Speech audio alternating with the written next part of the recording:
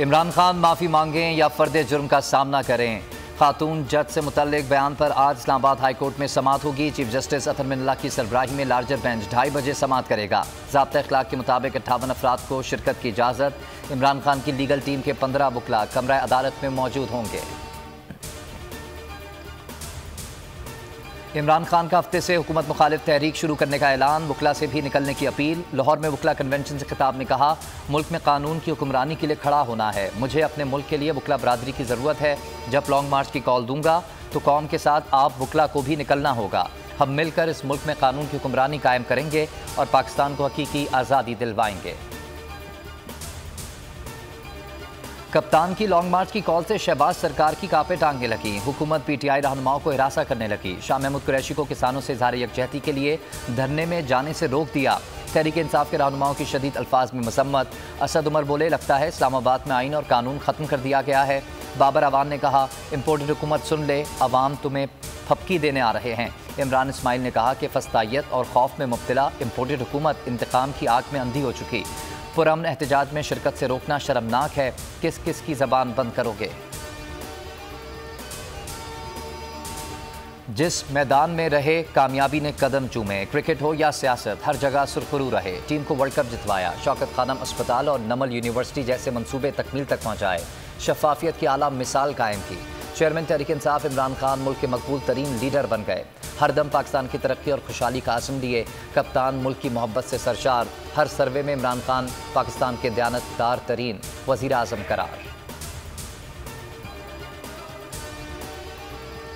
अमरीकी सदर जो बाइडन भी पाकिस्तान के सैलाब ज़दगान के लिए बोल उठे। यूएन जनरल असेंबली से खिताब में कहा, पाकिस्तान मुश्किलात का शिकार है। सैलाब मुतासरीन को मदद की ज़रूरत है।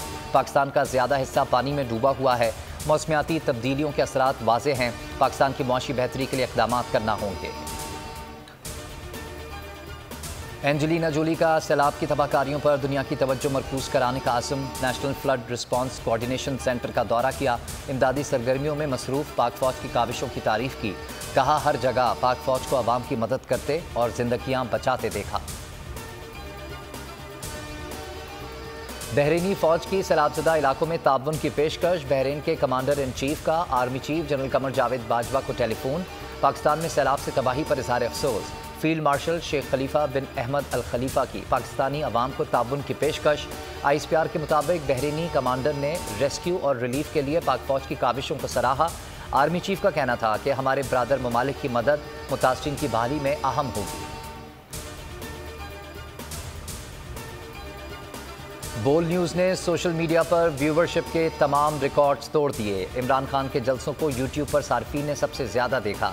बोल के यूट्यूब चैनल को एक माह के दौरान 227 मिलियन व्यूज़ मिले। 3,10,000 सब्सक्राइबर्स का इजाफा।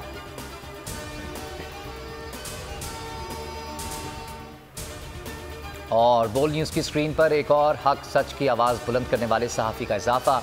इमरान रियाज खान ने बोल न्यूज़ को बतौर सीनियर एंकर पर्सन ज्वाइन कर लिया। बोल फैमिली खुशामदीद कहती है। इमरान रियाज खान हकीकी सहाफ़त पर कायम और दायम रहने के लिए पुरअज़्म।